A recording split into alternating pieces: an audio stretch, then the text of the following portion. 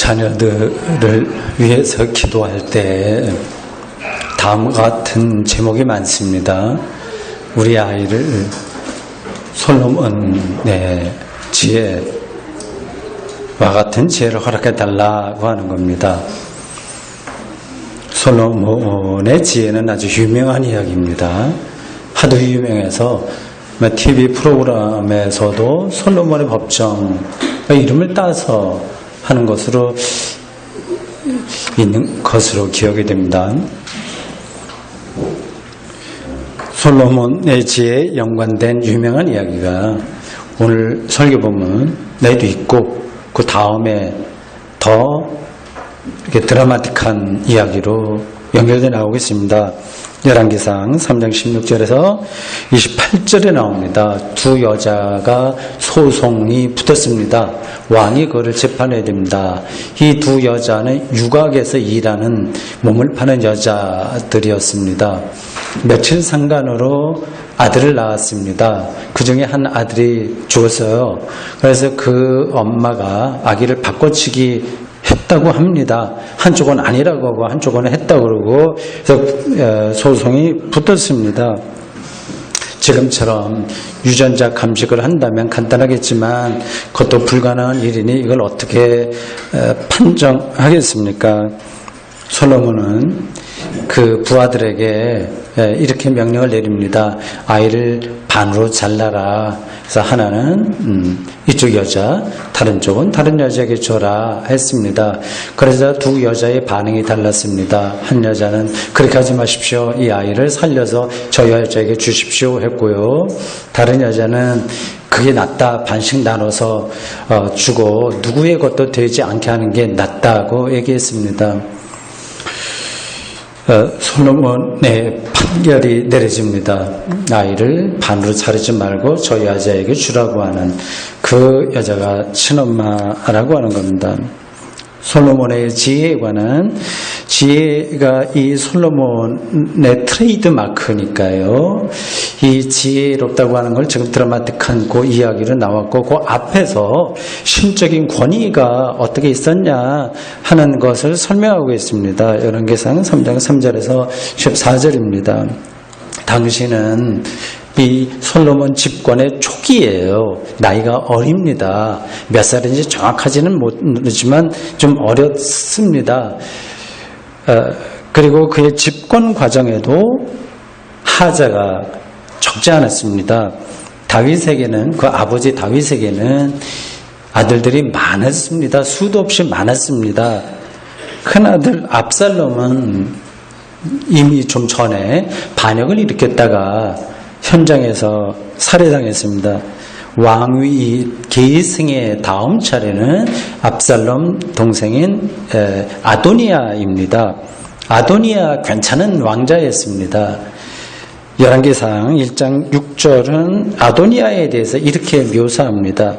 그는 압살롬 다음에 태어난 자요 용모가 심히 준수한지라. 그의 아버지가 네가 어찌하여 그리 했느냐 하는 말로 한 번도 그를 섭섭하게 한 일이 없었더라. 잘생기고 머리 좋고 모범생이고 그리고 효자고 아주 왕이 계승에 딱 맞춤한, 그리고 서열로 보더라도 그 당시 압살롬이 죽었으니 최고 우선입니다.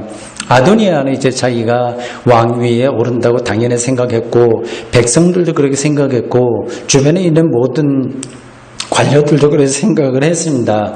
근데 다윗 왕이 거의 늙어서 죽음에 임박하자 이 아도니아가 이제 왕이 될 준비를 한 것 같습니다. 그래서 동생들 왕자들 다 세력을 규합하는 거죠. 동생들 다 다독거리고 왕자들이요. 그리고 장군들, 여러분들 성경 읽으면 잘 나옵니다. 장군, 선지자, 제사장, 귀족, 여러 세력들을 다 규합했습니다. 당연히 왕위를 물려받으려면 그런 준비를 해야 되지 않습니까? 근데 여기서 제외된 사람이 있습니다. 선지자 나단과 동생 솔로몬입니다. 이 막내예요, 솔로몬. 솔로몬은 아도니아와 베달의 형제입니다. 나이 차이가 많습니다. 이 솔로몬은 마지막까지 다윗의 총애를 잃지 않았던 밧세바의 아들입니다. 밧세바 아시죠? 나단은 밧세바를 찾아가서 이 상황을 설명합니다. 이러다가 큰일 난다. 당신과 당신 아들 쥐도 새도 없이 저리 간다. 그렇게 하면서 대처 방법을 알려줍니다. 이 나단이요. 이 밧세바와 다윗 사이의 관계가 있을 때 나단이 가서 호통친 그 인물입니다. 일종의 궁중 권력 투쟁이 시작된 겁니다. 밧세바와 나단의 승리로 끝납니다. 극적인 역전이라고 할까, 그렇게 끝납니다. 솔로몬이 다윗을 이어서 왕으로 등극했습니다. 그는 어떤 사건을 꼬투리 삼아서 아도니아를 죽입니다. 그 뒤로 차례대로 자기를 적대하고 아도니아 편에 섰었던 사람들을 다 장군들 포함해서 처단합니다. 솔로몬이 왕이 되기는 했으나 정치적인 그리고 종교적인 정당성은 취하겠습니다. 이스라엘 백성들의 마음을 얻으려면 우선 신적인 권위가 담보되어야 됩니다. 솔로몬의 왕위가 하나님의 뜻이었다고 하는 사실을 만천하에 보여줘야 되는 겁니다. 그것이 오늘 설교 본문에 나오는 이야기입니다. 솔로몬은 제사를 드리기 위해서 기브온으로 갔다고 합니다. 예루살렘 인근에 있는 지역이에요. 몇 킬로 떨어졌는지 제가 정확하게는 모르겠습니다. 기브온에는 큰 산당이 있었습니다. 이 산당은 원래 그 가나안 지역의 원주민들이 자신들의 신에게 제사를 드리던 곳입니다. 그 이스라엘 사람들 입장에서 보면 우상을 숭배하던 제사 지내는 곳입니다. 그래서 산당이 가나안에 여러 곳에 있었습니다. 예루살렘 성전이 건축되기 전이기 때문에 이스라엘 사람들은 기존의 이 산당을 이용했습니다. 솔로몬은 거기서 1000번제를 드렸다고 합니다. 그 말도 많은 1000번제. 여기 나오는 이야기입니다. 소나 양을 1000마리 바쳤다는 뜻입니다. 1000번 제사를 드렸다는 게 아니라 1000마리 양이나 소를 잡았다는 뜻입니다. 하나님을 향한 솔로몬의 마음이 지극정성이었다고 하는 것을 과장해서 그렇게 표현하는 것이지 어떻게 1000마리를 잡겠습니까? 과장법이에요. 솔로몬은 기브온에서 하룻밤 지내다가 꿈에 여호와를 만납니다. 꿈이에요. 꿈에 만납니다. 꿈에서 신을 만난다는 이야기는 고대 이집트나 바벨론 문명 이런 데 왕들에게 흔히 나타나는 현상이었습니다. 여호와께서 꿈에 솔로몬에게 뭐 원하냐 이렇게 묻자 솔로몬이 아주 착하게 대답합니다. 재판을 바르게 처리할 수 있는 지혜를 달라고 했습니다. 정확한 워딩은 선악을 분별하는 능력입니다. 선악을 분별하는 능력입니다. 여호와의 말씀이 그 뒤로 길게 이어집니다. 핵심은 두 가지입니다. 하나는 자신을 위해서 장수나 북이나 그런 걸 구하지 않고 백성들의 송사를 잘 처리할 수 있는 지혜를 구했으니 지혜만이 아니라 다른 것까지 더 준다. 부귀와 영화까지 다 주겠다고 하는 겁니다. 이게 정말 마음에 쏙 드는 거예요. 우리 기독교인들에게. 다른 하나는 선왕 다윗처럼 믿음을 잘 지켜라 얘기입니다. 지혜와 부귀와 영광과 장수를 허락하겠다는 여호와의 약속은 솔로몬에게 실현됐습니다. 고대 이스라엘 역사에서 그 절정은 바로 솔로몬 시대입니다. 솔로몬 시대예요. 보통 다윗 솔로몬 시대라고 하는데 다윗은 상처가 너무 많았고 우여곡절이 많았는데 이 솔로몬은 재벌 2세처럼 모든 걸 다 물려받았습니다. 완벽한 인생이었습니다. 예루살렘 성전도 건축했고 솔로몬 궁도 건축했습니다. 국력이 막강할 때라서 이러한 대형 토목 건축 사업을 펼칠 수 있었습니다. 성전은 7년에 걸쳐서 됐고 왕궁은 13년에 걸쳐서 완공되었다고 성경이 이야기하네요. 좀 그렇죠? 왜 성전을 또 오랫동안 지어야 되는데 7년에 짓고 자기 왕궁은 13년 동안 지었다고 합니다. 7년 만에 지었다고 하는 건 좀 졸속으로 지었다고도 볼 수 있어요. 사실은 그걸 지으려면 수십 년 걸리는 거거든요. 아마 아주 기초적인 것만 지었던 것 같습니다. 그가 지혜롭다고 하는 소문은 다른 나라에까지 파다 있습니다. 열왕기상 10장에는 스바 여왕 이 솔로몬의 명성을 듣고 와서 한 수 배우고 돌아갔다. 그런 이야기가 나옵니다. 여기까지 보면 솔로몬의 인생은 그야말로 누구나 부러워할 정도로 성공적이었습니다. 네 평생에 왕들 중에 너와 같은 자가 없을 것이라고 하는 열왕기상 3장 13절의 여호와의 말씀이 그의 인생에 그대로 실현된 거니까요. 누구나 이렇게 살고 싶어 할 겁니다. 한 인간의 삶에 대한 평가는 인생 전체를 놓고 내려져야 됩니다. 그 말은 인생의 마지막이 중요하다는 뜻입니다. 목사가 그렇게 복음을 전하고 하나님 나라를 전하다가 죽을 때 모든 거를 허무하게 생각하고 부정적인 생각으로 죽는다면 그 얼마나 초라한 거겠습니까? 조심해야 될 것 같습니다. 그거는 자기가 평생 어떻게 살아왔느냐가 그 결과로 나타나니까 사실은 그렇게 걱정할 것도 없습니다. 솔로몬의 말년은 여러 가지 면에서 좋지 않았습니다. 아시죠? 겉으로야 여전히 막강한 힘을 발휘하는 듯 했지만 실제로는 전혀 그렇지 않았습니다. 그 중에 핵심은 솔로몬이 여호와로부터 멀어졌다는 사실입니다. 가장 중요한 사실이 그에게 잘못된 겁니다. 이것을 열왕기상 11장 4절은 이렇게 묘사합니다. 솔로몬의 나이가 많을 때에 그의 여인들이, 이방 여자들이죠, 여인들이 그의 마음을 돌려 다른 신들을 따르게 하였으므로 마음이 허약해진 거예요. 다른 신들을 따르게 하였으므로 왕의 마음이 그의 아버지 다윗의 마음과 같지 아니하여 그의 하나님 여호와 앞에서 온전하지 못하였으니, 다윗이 우상 숭배에 많이 떨어졌습니다. 성경 기자들이 여러 가지 비판을 하고 있는데 왕들에 대해서 이것보다 더 준엄한 것은 없습니다. 여호와에게서 마음이 떠난 것, 온전하지 못한 것, 이게 가장 준엄한 비판입니다. 이게 이상하죠.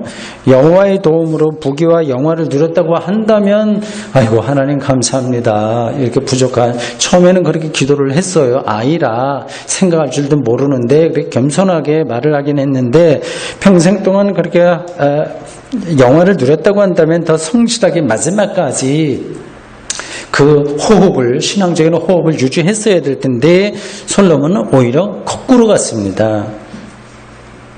신앙은 하나님으로부터 외적인 축복을 얼마나 받았느냐 하는 것으로 결정되지 않는다고 하는 사실을 우리는 솔로몬의 인생에서도 확인할 수 있습니다. 부귀와 영화는 그건 대단한 거거든요. 성경에 여러 번 나옵니다. 솔로몬이 얼마나 부자였는지에 대해서요. 부귀와 영화는 그게 없을 때는 소중하지, 주어지면 이게 실실해집니다. 참 이상한 거예요. 화려하게 보이는 것들이 상투성에 떨어져 버리고 말입니다.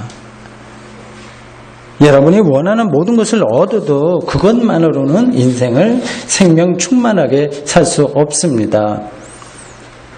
거기에 매달리면 늪에서 발버둥 치면 칠수록 더 깊이 빠져들듯이 그 상투성의 늪 안으로 더 깊이 빠져듭니다. 그 상투성이 곧 지옥의 특징입니다. 지금 이미 그걸 경험하는 사람들도 있을 겁니다. 성경 기자는 솔로몬의 문제가 무엇인지에 대해서 아주 구체적으로 설명합니다. 열왕기상 11장 3절에 따르면 솔로몬에게는 후궁이 자그마치 700명이고 첩이 300명이라고 합니다. 의자왕에게도 좀 많이 왕비들이 있었다고 하는데요. 3,000명인가요? 우리가 좀 수준이 높은 것 같습니다. 이 여자들이 왕의 마음을 여호와로부터 돌아서게 했습니다. 당시에는 외교 정책상 이집트 공주를 아내로 맞을 수도 있습니다. 정식 아내가 아니라면 두 번째, 세 번째 그렇게 합니다. 외교 정책으로 당시는 그런 것들이 가능했습니다. 그런데 솔로몬의 경우는 이러한 외교 정책적이라고 말하기 어려울 정도로 많은 이방 여자들을 주로 아내로 맞은 겁니다. 이 여자들은 아스타롯, 밀곰, 그모스, 몰록 등의 우상들을 다 가지고 왔습니다. 그거를 솔로몬이 처리를 하지 못한 거예요. 솔로몬은 이러한 신들을 위한 산당을 예루살렘 앞에 지었다고 합니다. 1000채를 지었다고 해야 되겠네요. 1000명이니까. 우상을 향해 마음이 기울어진 솔로몬은 마음이 심란하니까 우상은 우리의 마음을 하나로 만들지 못하고 산만하게 합니다. 매우 외환에 시달리기 시작했습니다. 여로보암 장군이 모반을 하려는 낌새가 났습니다. 그래서 이 솔로몬이 그를 죽이려고 했고 여로보암은 이집트로 망명을 떠났습니다. 이 사람이 나중에 북이스라엘의 첫 번 왕이 됩니다. 국내외 정세가 어수선한 상황에서 이제 솔로몬은 죽고 사실은 그 당대에 하나님의 심판이 내려졌어야 됐지만 아버지 다윗 체면 때문에 그거는 뒤로 미룬다는 성서 기자들의 평가가 있습니다. 솔로몬은 죽고 그의 아들 르호보암이 왕위를 이어받았습니다. 그 르호보암 초기에 나라는 결국 남북으로 갈립니다. 그 책임은 전적으로 솔로몬에게 있습니다. 이것이 성경 기자들이 솔로몬에게 내린 평가입니다. 여러분들이 자녀들을 솔로몬처럼 해달라고 하는 소리 하면은 참고하는 성경을 모르는 이야기입니다. 조심해서 기도해야 됩니다.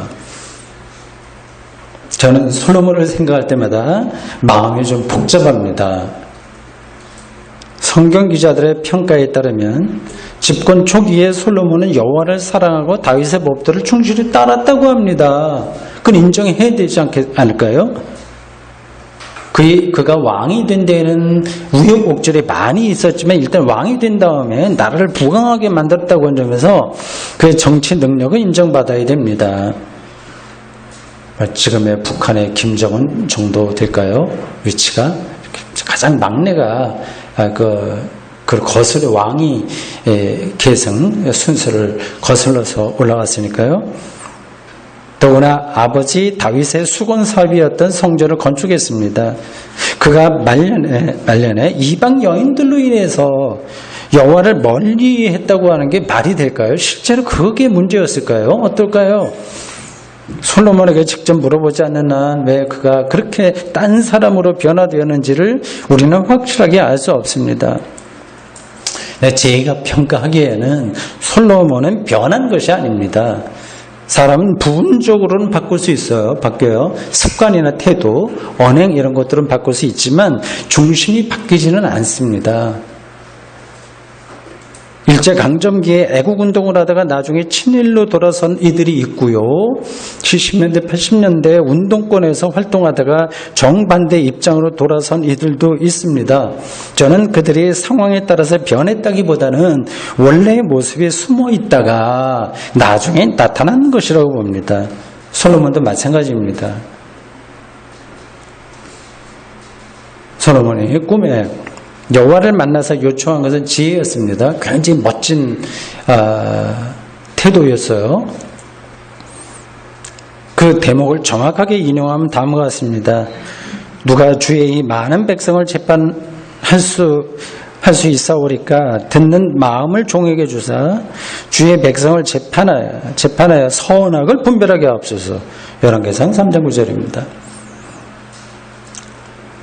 그가 원한 것은 선악을 분별할 수 있는 능력입니다. 이거를 사람들은 지혜라고 말합니다. 그래서 모두 좋다고 여깁니다. 일단 좋죠. 지혜로운 거 좋죠.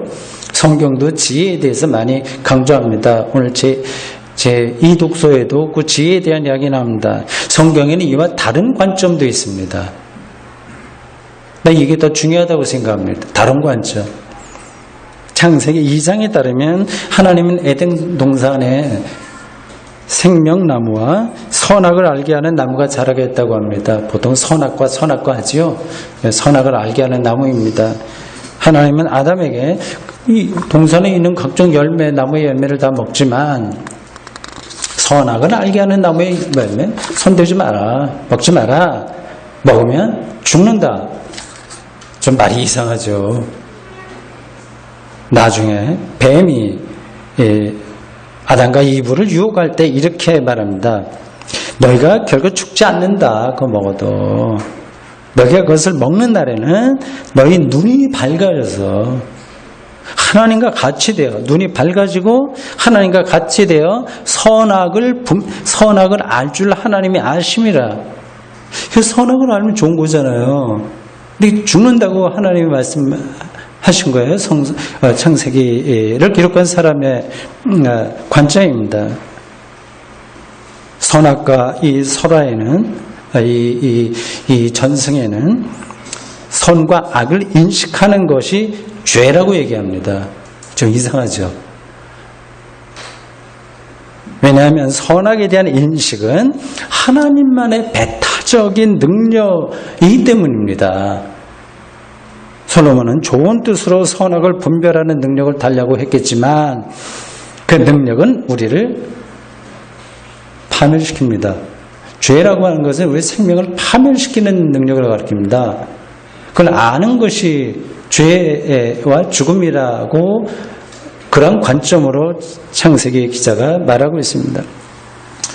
조금 골치 아픈 표현이죠. 여러분들에게 이렇게 드릴 겁니다. 선악의 분별 능력이 왜 죄일까요? 왜 우리의 생명을 파멸시킬까요? 쉬운 예를 들겠습니다. 여러분 주변에 있는 사람들, 옆 사람들부터 좋아요. 가족도 좋고 누구라도 좋아요. 옆에 있는 사람들의 선한지 아닌지를 실제로 알 수 있다면 여러분의 마음이 어떻겠습니까? 사람을 똑바로 못 봅니다. 저 사람 악한 사람, 선한 사람 계속 분별하고 마음이 복잡해집니다. 김 집사가 겉으로는 믿음이 좋은 것 같지만 실제로는 믿음이 없다는 사실을 그걸 차라리 모르면 좋은 관계를 맺을 수 있지만 그걸 알면 관계가 매우 불편해집니다. 2시간 후에 혹은 5시간 후에 나에게 어떤 일이 벌어질지를 미리 안다고 생각을 해보십시오. 교통사고를 당하거나 큰 병에 걸린다고 하는 것을 미리 안다고 생각해 보십시오. 그런 능력이 있는 사람은 불행한 겁니다. 살아있는 사람에게는 그런 능력이 없습니다. 그러니까 오히려 평안하게 살 수 있습니다. 그걸 알면 죽어야 됩니다. 죽은 사람만이 선악을 분별할 수 있는 생명의 실체를 직면하기 때문입니다. 사람이 살아있는 데에도 살아있는 한 선악을 분별할 수 없는데도 불구하고 자기에게 그런 능력이 있다고 확신하는 것이 죄입니다. 우리의 삶을 갉아먹습니다. 우리는 매일 크고 작은 재판이 벌어지는 세상에서 살아갑니다. 법정, 실체적 진실을 찾기 위해서 논쟁을 벌이는 곳입니다. 어느 정도는 실체적 진실을 가릴 수 있을지 몰라도 완벽하게는 가릴 수 없습니다. 저 사람을 구속 기소해야 되냐, 불구속 기소해야 되냐, 누가 완벽하게 알 수 있겠습니까? 솔로몬의 법정에서 일어난 것처럼 아기를 둘로 잘라서 각각 나눠주라는 방식은 오늘날 더 이상 통용될 수 없습니다. 검사, 변호사, 판사 모두 선악을 분별할 수 없습니다. 다만 법이 정해놓은 범주 카테고리, 법이 정해놓은 범주 안에서 그걸 찾아가려고 노력할 뿐입니다. 법의 문구가 달라지면 결과도 달라집니다. 현실 세계에서 법과 재판이 필요 없다는 말이 아닙니다. 우리는 최대한 실체적 진실을, 즉 선과 악을 분별할 수 있는 있도록 법정과 강의실에서 그리고 삶의 한가운데서 논쟁해야 되고 그런 법체계를 세워나가야 됩니다. 그러나 궁극적으로 인간은 선과 악을 분별할 수 없다는 사실을 전제해야 됩니다. 이 둘 사이에 긴장이 있습니다. 모르는데 그걸 찾아가야 되는 겁니다. 그것이 인간 개인과 이 역사와 사회 안에 있는 긴장이고 딜레마, 이거 우리의 운명입니다. 저는 솔로몬을 평가할 만한 위치에 있지는 않습니다. 그런 평가가 오늘 설교의 목표도 아닙니다. 성경 기자들이 솔로몬을 통해서, 솔로몬 이야기를 통해서 독자들에게 무엇을 말하려고 하는지가 핵심이죠. 솔로몬 자체가 나에게 관심 있는 건 아닙니다. 성서 기자들의 관점이 뭐냐가 중요합니다. 솔로몬은 당대의 역사에서 나름으로 할 만큼은 했습니다. 다윗 왕의 마음을 얻은 밧세바를 어머니로 두었고 권력 암투가 벌어지는 궁궐 상황에서 정확한 판단을 내린 나단 선지자 덕분으로 당시 많은 사람들의 예상과 달리 왕이 되었습니다. 나라를 크게 키운 건 잘한 겁니다. 열왕기상 4장 20절의 표현에 따르면 당시 유다와 이스라엘의 인구가 바닷가의 모래처럼 늘었고요. 좋은 시대가 되었다고 하는 거죠. 모두 먹고 마시면서 즐거워했다고 합니다.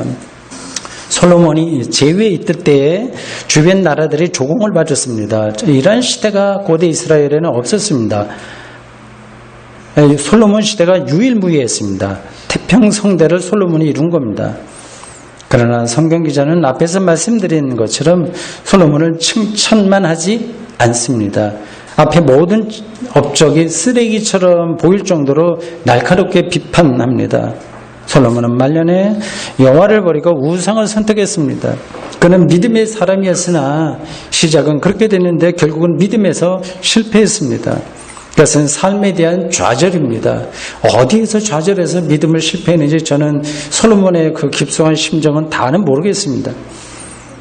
어쨌든 그의 시행착오를 통해서 우리는 하나님 안에서의 참된 인생이 무엇인지를 배울 수 있습니다. 솔로몬의 부귀 영화와 권력과 장수가 아니라 하나님을 향한 사랑과 믿음에 서는 것이 가장 복된 인생이라고 하는 게 대답입니다. 여러분 다 아는 이야기예요. 뻔한 대답입니다. 알지만 우리의 마음은 습관적으로 솔로몬의 부귀와 영화로 돌아갑니다. 기도할 때는 솔로몬의 지혜에 마음을 두는 것 같지만 실제로 우리의 관심은 그 뒤로 따라오는 부귀와 열망을 갈망합니다. 만약에 지혜로운 사람이 될래, 아니면 부귀와 영광, 모든 화려한 삶이 보장된 걸 선택할래 하면 아마 후자일 겁니다. 그런 선택이 어쩔 수 없다는 생각이 종종 듭니다. 오늘 21세기가 점점 더 그렇게 가고 있으니 뉴스에서 우리가 보는 것들은 거의 그런 걸 중심으로 해서 작동되고 있어서 우리의 마음을 잡고 살기가 사실 어렵습니다.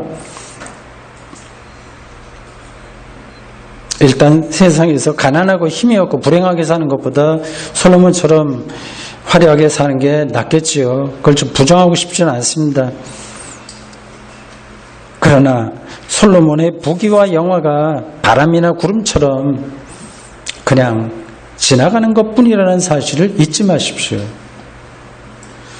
저자가 솔로몬으로 알려진 전도서에는 자신을 이스라엘의 왕이라고 표현한 사람의 말이 나옵니다. 세상의 모든 것을 내가 살펴보니 모두 다 헛되어 바람을 잡으려는 것이더라 고 했습니다. 전도서 1장 14절입니다.